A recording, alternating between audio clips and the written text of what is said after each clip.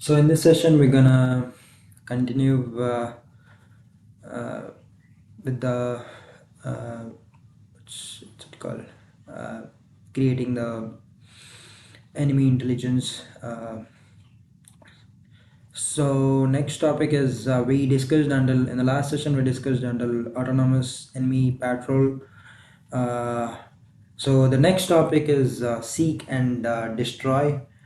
So to implement a seek and destroy behavior for enemies in Unity, we need to switch the NavMesh agent's target based on the player's proximity.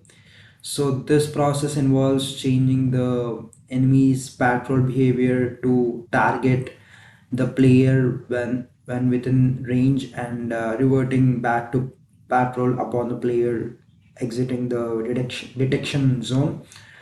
So uh, let me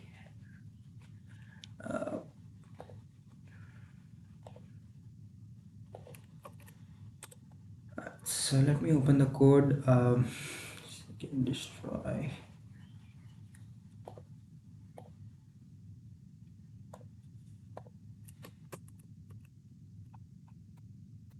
So here we have a player reference, which is a public transform variable named player is declared to store the player's position.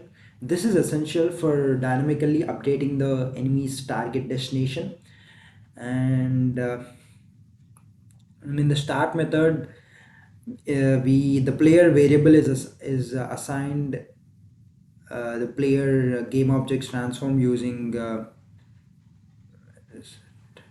yeah. So game object dot find player dot transform. This line locates the player in the scene and assigns its transform to the variable, enabling the enemy to know where the player is at all times. Uh, and The OnTriggerEnter method is utilized to change the enemy's behavior upon detecting the player. If the player enters the trigger, the sorry, if the player enters the trigger collider attached to the enemy's NavMeshAgent destination is set to the uh, player's current position. So this effectively switches the enemy's focus to the player, initiating a pursuit. The agent, by setting agent dot destination to, it's supposed to be player dot position, but let me, yeah, agent dot destination is equal to player dot position. The enemy's navmesh agent recalculates its path to move towards the player instead of following its predefined patrol route. And the a debug.log statement is a simple way to verify that enemy has detected the player. So there's an implicit behavior here where once the player exits the enemy's detection range, the enemy should resume its patrol. So this can be handled by resetting the agent's destination to the next patrol point when the player is no longer in range, typically managed in the on trigger exit method. So this setup creates dynamic enemy behavior in Unity, allowing for more interactive and challenging gameplay experience. Enemies now not only patrol a designated area but also actively seek out and move towards the player when detected, adding the layer of complexity and engagement to the game. Next topic is health reduction detection deduction sorry sorry so health deduction. This segment is centered on enhancing the gameplay experience by incorporating a health deduction mechanic for the player character upon collision with an enemy. The primary objective here is to make the game more interactive and challenging by introducing consequences for player enemy encounters. So let's discuss the specifics of the code and its role within the game mechanics. uh, Let me open the code. Yeah, so we have a private variable, uh, called game manager of type game behavior is declared. This variable is intended to hold a reference to the game behavior instance in the scene when which manages game wide mechanics, including the player's health.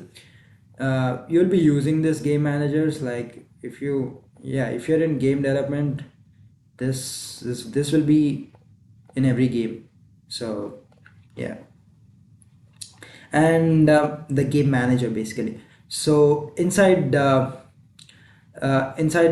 start method, the code assigns game manager variable by finding the game manager object in the scene, accessing its game behavior component. This connection allows player behavior to interact with global game states such as players health. And the use of game object dot find together with get component is one line is a streamlined approach to accessing components and minimizing code uh, verbosity. uh, and on collision enter, check. So in the on collision enter, I think you already know a conditional check verifies if the colliding object is named enemy. So this step is will be important for ensuring that the health is detected only when the player collides with the enemy objects, preventing health deduction during collisions with other types of objects. So if colliding object is the enemy, the player health is reduced by 1. uh, uh, this is accomplished by decrementing HP, since HP variable of the game manager instance, since HP is a public variable in the game behavior script. uh, it can be directly modified by the player behavior script. So by integrating this code, the game now includes a direct consequence for player enemy collisions, thereby increasing the game's difficulty and requiring players to avoid enemies actively.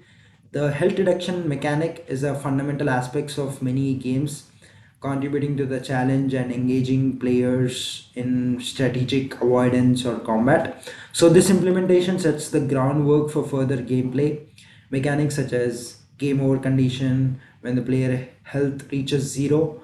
Also, since HP variable is presumably linked to the game's UI, this update ensures that immediate feedback on the player's health status, enhancing the game's interactivity and player's immersion. So this code enriches the player's game's dynamics by introducing health management as a critical component of player enemy interactions.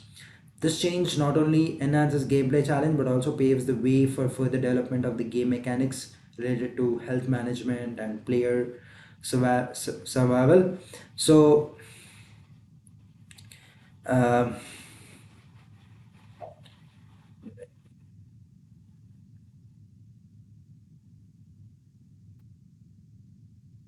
so next is bullet collision detection. Give me 1 second.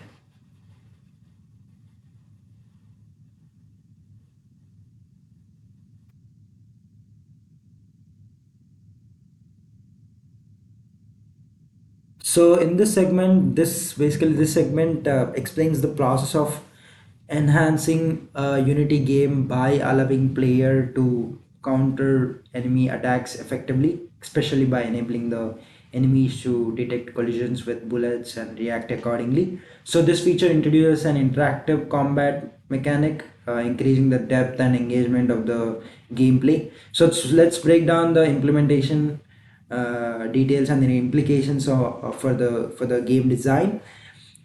So let me open the code.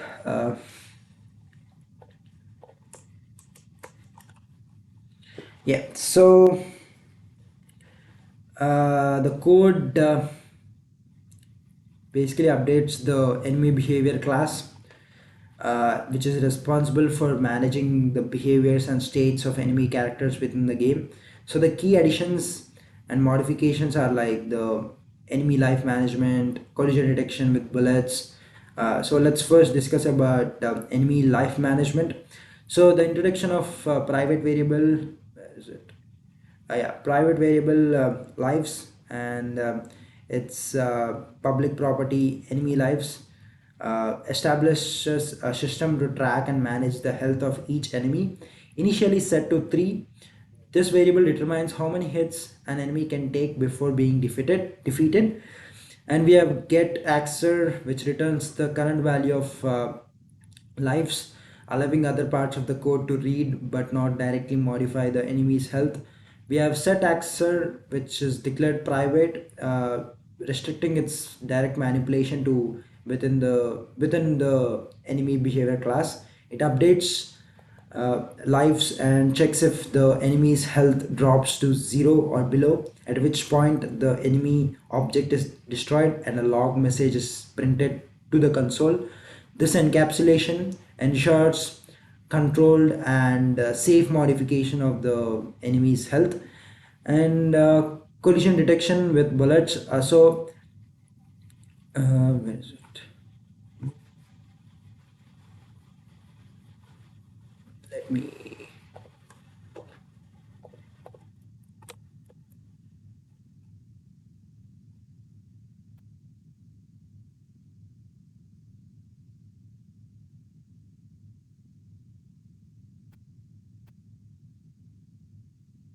So in the on collision,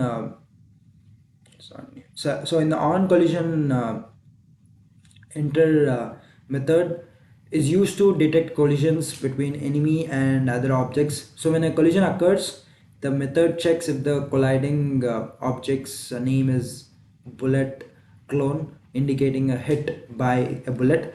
So upon detecting a collision with a bullet, enemy's lives is decremented by 1, representing damage taken from the player's attack, and a debug message, critical hit, is logged.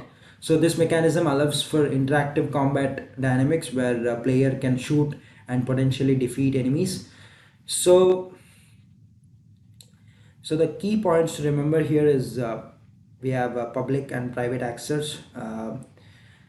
So the use of private set and public get access for the enemy's lives, and enemy's lives property controls how other classes interact with an enemy's health, ensuring that health can only be modified through predefined behaviors and logic within the enemy behavior class.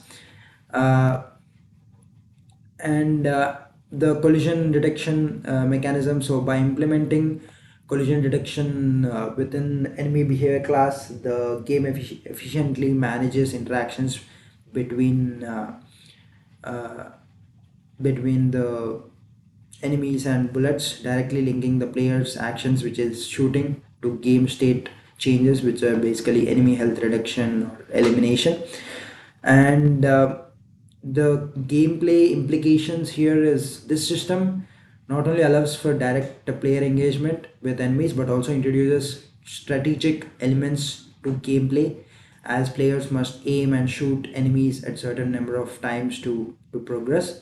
So the integration of bullet collisions detection system in enemy behavior significantly enhances the game's interactivity and depth.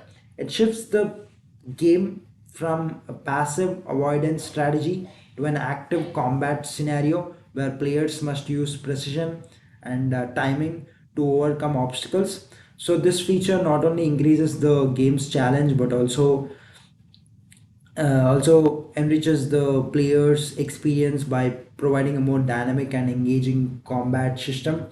So the careful design and implementation of health management and collision detection system showcases effective game development practices, contributing to a cohesive and enjoyable game. Uh, so next is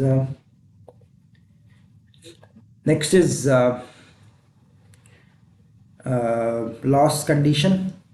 So the code, let me open up the code.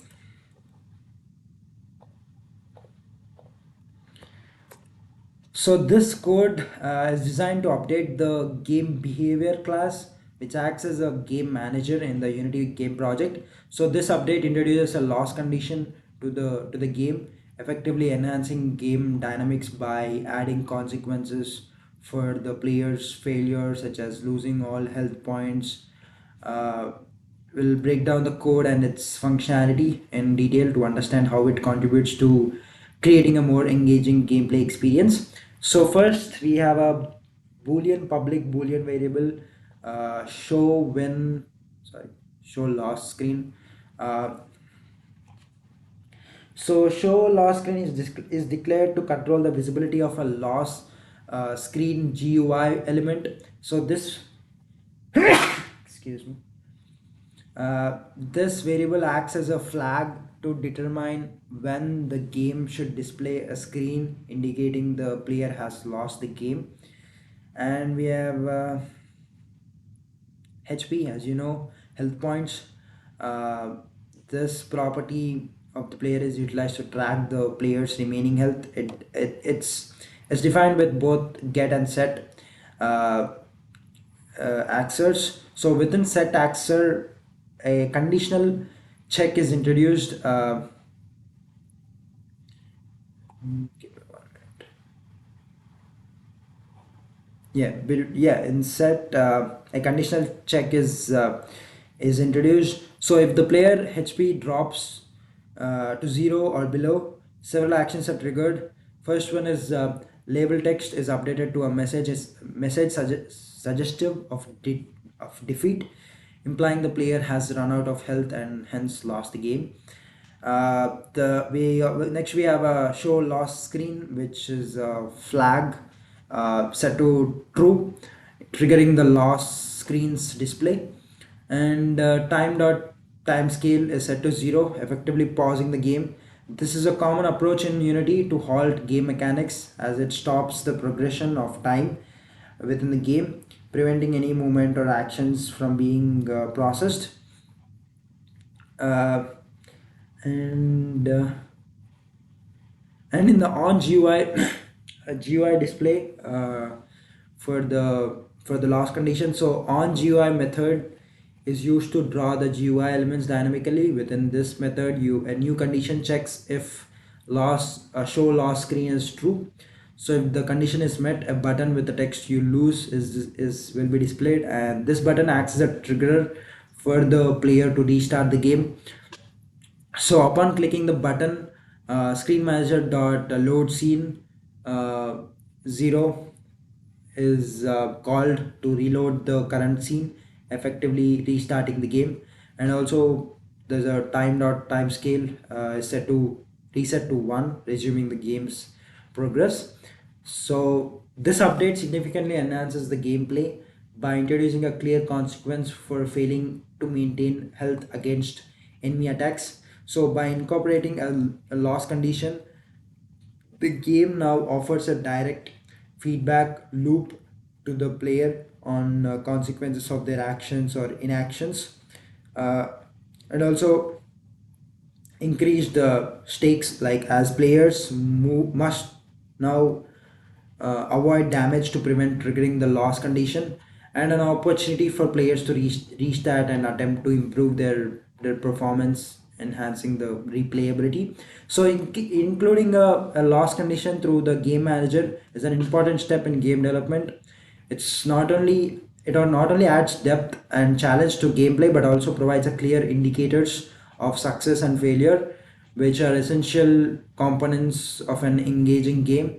The use of health as a determiner for game continuation also coupled with GUI elements for loss indication, creates a uh, cohesive and immersion im, uh, immersive experience for the player. So this approach explains a foundational game design principle, the balance between challenge and player agency, where consequences of the player actions are both clear and impactful.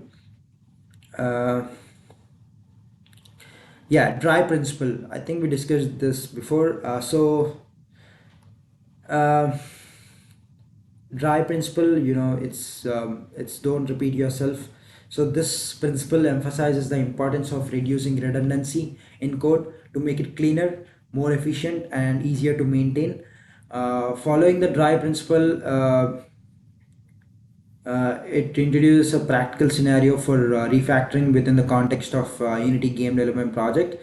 So let's explore the refactoring process described in two main actions, which is creating a restart method and refactoring win and loss logic. So creating a restart method. So the goal is to refactor the code to eliminate repetition by centralizing the logic used to restart the level in response to either winning or losing the game. Uh, so uh, a private variable. Let me copy the code. So a private variable named restart level uh, is introduced. So this method encapsulates the actions needed to restart the game, which includes reloading the scene with scene manager load scene is equal to 0 and setting the time scale is equal to 1, which ensures the game's time flow returns to normal, effectively unpausing the game if it was paused. And on GUI method, which handles the game's graphical user interface elements, calls to restart level, uh, which uh, which replaces the previously repeated restart logic within the win and loss screen conditionals. Now when the player clicks the you won or you lost button, restart level is invoked to reset the game. And the win and loss logic. So the objective here is you'll basically further refine the game's code by consolidating the logic that updates the game status messages, displaying win or loss screens, and managing game time flow into a single Unity uh, function. This reduces redundancy in handling the player's win and loss states. So uh, here the task involves creating a private method that accepts parameters relevant to the game's state, such as uh, label text or show win screen, show loss screen, and time scale. This function will then apply the provided parameters to update the game state accordingly. So the repeated blocks of code within the uh, setters of the lives and items, uh, properties, or any other places where game states is updated based on win or loss conditions are replaced with calls to this new utility function by passing the appropriate arguments based on the current game context, which is winning or losing, uh, etc. And the game states up is updated in more streamlined and maintainable manner. So the benefits for refactoring is it The benefit is code maintainability, so which reduces complexity and duplications, making the code base easier to understand, modify, and efficiency. So it centralizes game state management, minimizing the risk of bugs and inconsistencies in how game states are handled. Uh, Scalability, and other benefit is scalability, so it facilitates the addition of new features or changes to games when and lost logic without extensive code modifications. uh, Refactoring, which is guided by dry principle, is a powerful strategy for improving code quality in game development and beyond. By centralizing and reducing redundancy in game state management, we can create more maintainable, efficient, and scalable software. The example provided explains how targeted refactoring efforts can significantly enhance the structure and functionality of a game's code base, leading to a better overall development and gameplay experience. Uh, so the journey through developing a Unity game has been both extensive and enlightening, especially concerning the dynamic interactions between player and enemy game objects. So the these efforts will lead to a game where players can not only navigate an arena populated by AI controlled enemies but also engage in combat through attacking and defending mechanisms. So the key topics we discussed here is interactive gameplay. So the game now can feature a fully interactive environment where players can deal damage to enemies and also receive damage. So this two-way interaction adds depth to the gameplay, making it more engaging and challenging. And we health and lives management, so both the player and the enemies have health or lives which can be depleted through combat. So this addition introduces strategic elements to the game as players must manage their health carefully while attempting to eliminate enemies. GUI updates. So the on-screen graphical user interface dynamically reflects the current state of the game, including the player's health, items collected, and whether the player has won or lost. So this real-time feedback is crucial for immersive gameplay. And AI navigation. So utilizing Unity's navigation system, enemies can autonomously navigate the arena, seeking out the player when within a certain range. This AI behavior makes the game more challenging and less predictable. And object-oriented programming. So each game object, which is player, enemy, etc., encapsulates its behavior, managing its internal logic and handling collisions. This object oriented approach promotes code modularity and reusability. And we also discussed about game state management. So a central game manager oversees the game's state, tracking global variables such as players' health, the number of items collected. So this centralized management ensures the game states is consistent and easily accessible. Code refactoring. So the principles of simple procedural programming and the dry don't repeat yourself principle have been applied to refactor the code. So by abstracting repeated instructions into their methods, the code base becomes clearer and more maintainable and scalable.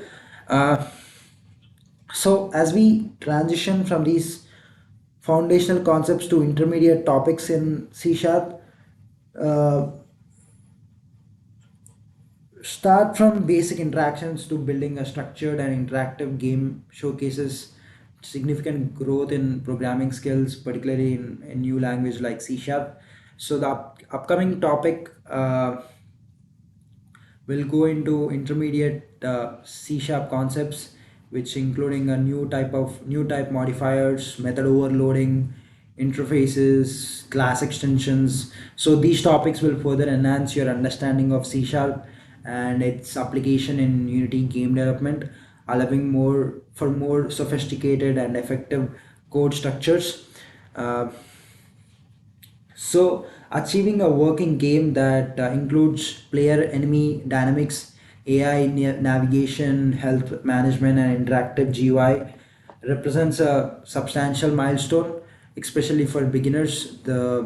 This journey through game development not only builds technical skills in Unity and C Sharp, but also uh, fosters in problem solving, creative thinking.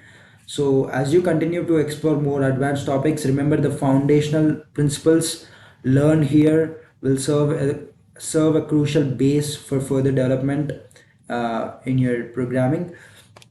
So, that's the end of this topic.